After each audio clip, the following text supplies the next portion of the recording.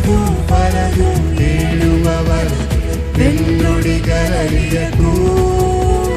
వలదు వలదు ఏడువవలదు వెన్నుడి గలలియకు